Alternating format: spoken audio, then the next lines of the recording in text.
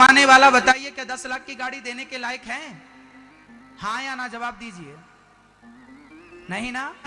यही हुआ, उस लड़की के पिता ने हाथ जोड़कर कहा, बेटा मेरी इतनी ताकत नहीं है कि मैं तुझे गाड़ी गिफ्ट कर सकूं, मेरी इतनी हैसियत नहीं है, मैं इतना बड़ा आदमी नहीं हूं। लड़के ने कहा तो शादी नहीं होगी, हम जा रहे हैं, हमें तो गाड़ी चाहिए, नहीं तो हम तो जा रहे हैं।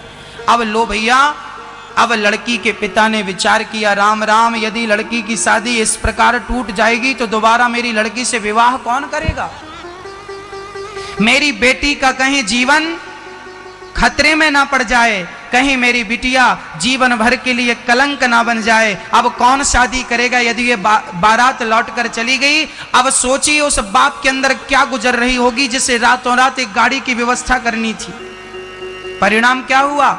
लड़की के पिता ने रातों रात अपना घर गिरवी रख दिया। ये कहानी एक सत्य घटना है, मैं कहानियां नहीं सुना रहा हूं आपको, एक सही घटना सुना रहा हूं। जीवन में हर रोज घटने वाली घटनाएं हैं ये। उस लड़की के पिता ने अपना घर गिरवी रख दिया।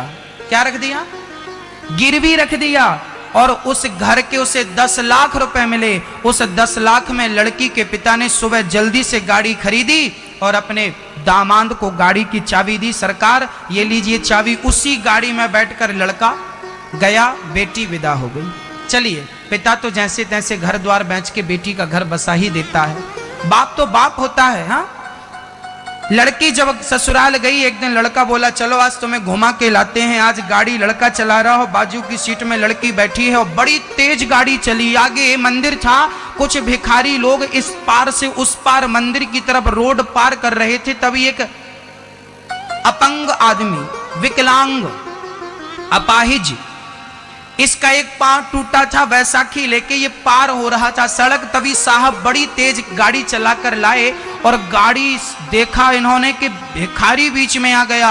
अब ये लड़का ब्रेक पे चढ़ गया, बिल्कुल घिसटती हुई गाड़ी जाकर भिखारी के पास खड़ी हो गई। भिखारी बाल बाल बच गया, एक्सीडेंट होते होते बच गया।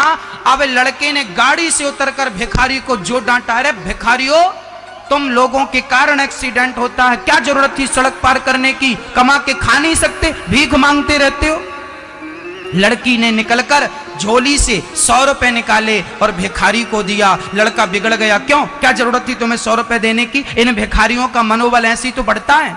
तब उस लड़की ने मुस्कुराते हुए कहा कि स्वामी जी, ये तो अपाहिज है, इसे तो भीख की जरूरत थी, पर आप तो अपाहिज नहीं थे ना, फिर भी तो मंडप के नीचे बैठकर भीख मांगी कि नहीं?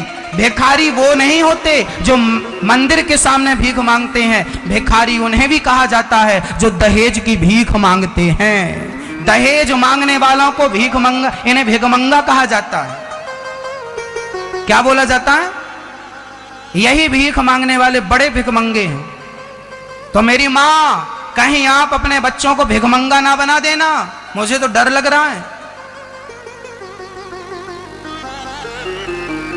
मैं आप सभी से प्रार्थना हाथ जोड़कर करूंगा कि आप अपने बच्चों को इतनी बढ़िया शिक्षा देना और इतने बढ़िया संस्कार देना, इतना ज्यादा टैलेंट देना कि उन्हें किसी के सामने हाथ फैलाने की जरूरत ना पड़े। उनकी जो इच्छाएं हो वो अपनी कमाई से पूरी करें, किसी के सामने झोलियां फैलाने की जरूरत ना पड़े। अपने बच्चों को योग्य बनाइए ताकि हमें दहेज की भीख लेना ना पड़े। बताइए, हमारे भारत में क्या दहेज जैसी परंपराएं शोभा देती हैं? क्या होना चाहिए, हां या ना? तो आप अपने बेटे के लिए दहेज मांगोगी? आप मांगोगे अपने बेटे? यदि मांगोगे तो लिख लेना अपने घर के बाहर, भिखमंगे का घर यही है। और यदि आप भीख मांगोगे ना तो मैं आपके सपने में आके आपको बोलूंगा कि भिखमंगे भीख मत मांग, अपने बच्चों को योग्य बना, अपने बच्चों को टैलेंट दे। क्यों भीख मांग रहे हो किसी से? अगर निर्भर बनोगे, दूसरों पर गिड़गिड़ाओगे तो अपना मान भी सम्मान भी सब कुछ गवाओगे।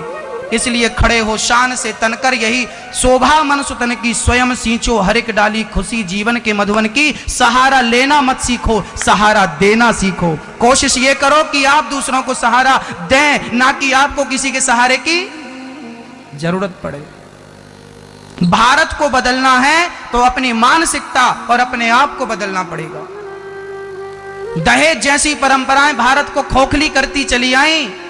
बाप के लिए लड़की चिंता का विषय बन जाती है, क्योंकि बहुत सारा दहेज देना पड़ता है। जिसकी 2 बेटियां होती हैं वो दिन भर कमा कमा के यही सोचता है कि शादी इसमें हो पाएगी कि नहीं। कई बार तो माँ बाप बेटी के लिए खेत खलिहान, अपना घर, अपना शरीर, अपने आप को गिरवी रख देते हैं। भक्तों, कभी समाज में निकल के देखिएगा कि दहेज की कितनी बड़ी भूख है लोगों में। किस प्रकार ये दहेज समाज को खोखला करता जा रहा है। मुझे नहीं पता कि राजस्थान में दहेज प्रथा है या नहीं, पर है तो उसे समाप्त होनी चाहिए, करना चाहिए। दहेज लेना भी पाप, दहेज देना भी पाप। अरे लड़की का बाप जो मर्जी से दे दे, लड़की का बाप तो चाहता है मैं बेटी को ये दे दूं वो दे दूं, वो राजी मर्जी से जो दे दे सो रख लो, पर मांगा मत करो। मेरी मां भिखमंगे मत बनना, मांगना मत, मुंह मत फाड़ना। नहीं, उन भिखारियों से आप, वो भिखारी अच्छे हैं जो मंदिर में मांगते हैं, कम से कम उनके मांगने से किसी की जान तो नहीं जाती। और यहां लड़की का पिता जब दहेज देता है ना, तो बेचारे बूढ़े आदमी की कमर टूट जाती है। हाँ, कोशिश है बच्चों को योग बनाएंगे, आप संस्कारी बनाएंगे। यही कथा है, यही शिक्षा है, यही हमारे भारत के प्राचीन संस्कार हैं। आजकल माँ बाप को ना ज्यादा चिंता होती है बच्चों की। किसके लिए कमा रहे हो? बच्चों के लिए। किसके लिए कमा रहे हो?